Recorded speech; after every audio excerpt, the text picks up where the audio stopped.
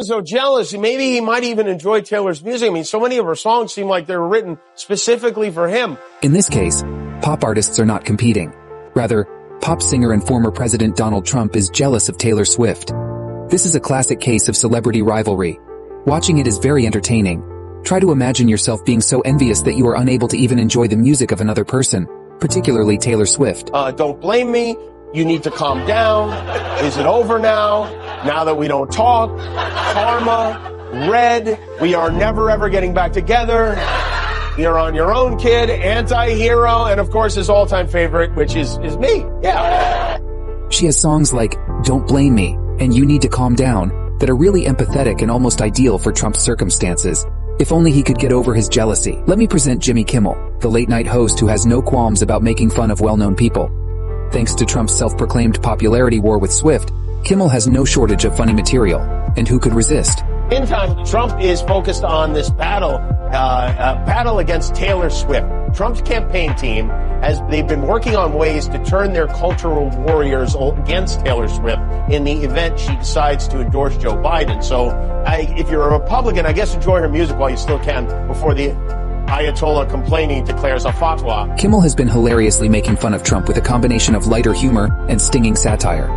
He jabbers at the absurdity of Trump's claims to be more popular than some of the biggest musical stars in the world. To the enjoyment of his audience, he adds a new twist to the absurd situation with each WHP and quip. Swift has drawn millions of fans with everything she does, making her not just a cultural phenomenon, but an icon of music as well. Her level of celebrity is extraordinary. For example, in point when Taylor Swift is around, even an ordinary football game can turn into a media frenzy. Every time she moves, her fans erupt in excitement, cameras pan to her, and social media explodes. Everyone seems to stop and watch Taylor Swift celebrate a touchdown. Swift's competitor, Trump, on the other hand, consistently seems to think that he is more popular than Swift. He has expressed his displeasure, saying that it is obviously unfair that he did not receive the championship. Sources close to Trump said the former president reportedly claimed he was more popular than the singer. He further said his fans were more committed to him than the star's army of Swifties. Trump enjoys a base of supporters who have proven immovable, but Swift's fans have also become known for their die-hard commitment to. No matter how much he may admire a vocalist, Trump asserts that his services to the nation and popularity far outweigh those of a singer. A brutal reality check nonetheless. Writing successful songs and putting on performances for enormous audiences surely pales in comparison to leading a country and generating controversy in the media. Swift has a massive, incredibly loyal fan base that comprises both young and middle-aged people from all different generations. Although Trump's fans are certainly passionate, they aren't quite as devoted as Swift's fans worldwide. Trump's approval ratings, on the other hand, have often fallen into negative territory and have been, at best, unpredictable.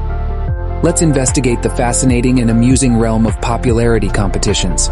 Spoiler alert, the NBC News poll suggests that Trump's situation is not good. In addition to being more well-liked than Trump, Taylor Swift is far ahead of the two of them in the polls. In this scenario, Swift has already crossed the finish line and is taking pictures with supporters, while Biden and Trump are frantically trying to catch up. Wildly on top, well in front of President Biden and former President Trump. So if in between Taylor Swift's tour and her albums, if she wants to run for the Oval Office, she may do well. And those numbers were far outside the margin of error. Yeah. So. In this poll, Trump scored an astonishing negative 16 points. Biden received a much lower score, minus 177 points. Indeed, but it's true that Swift looks fantastic at a plus 24, and Biden and Trump are still in the negative. Swift's advantages are on the rise. It's like comparing an enthusiastic rock performance with a political rally. The former had a lot of people in attendance, while the latter did not. But it's not just about the figures. Swift's popularity is not just a vanity metric, but a political treasure. Remember that when she posted something casually on Instagram, 35,000 people signed up to vote? That demonstrates her strength. It could be the biggest game changer, especially for younger people who basically look up to her, that she supports Biden once more. Think about it.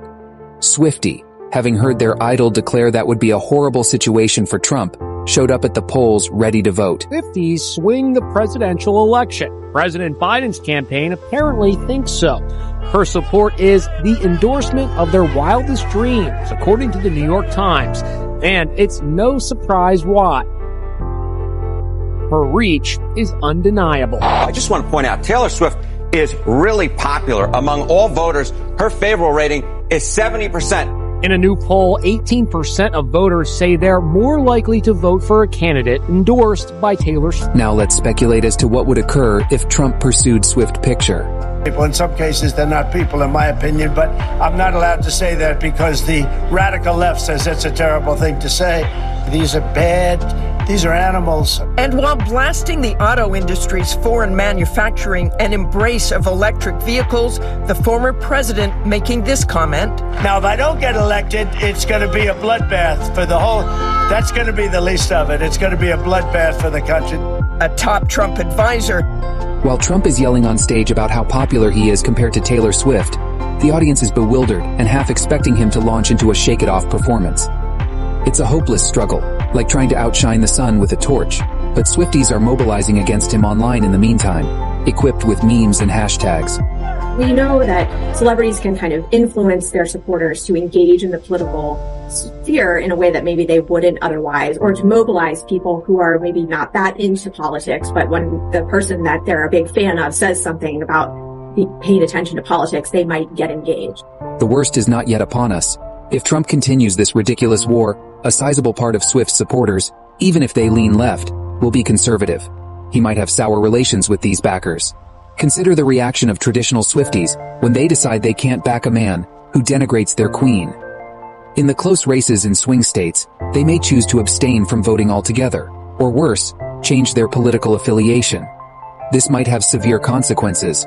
After all, in 2020, Biden won some states by a margin of less than 100,000 votes. Swift might shift the odds if even a small portion of his Republican base decides they are sick of Trump's anti-queen rhetoric. Therefore, even though Trump could boast about his rallies, you should remember that Swift's silent voting army has the potential to bring him down.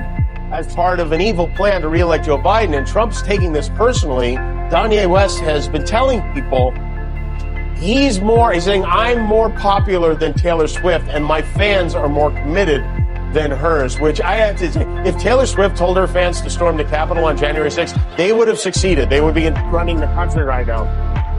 They were not As the saga went on, Jimmy Kimmel couldn't help but give a zinger. Kimmel claims that if Taylor Swift had instructed her followers to invade the nation's capital on January 6th, they would have been successful, and the Swifties would not only be in power right now. It's a classic Kimmel joke that shows how ludicrous Trump's concerns about Swift's massive following, but Kimmel didn't stop there. Playfully rallying Swifties, he hinted that their mobilization might be the game changer, and that the next election could be the catalyst for Trump's downfall.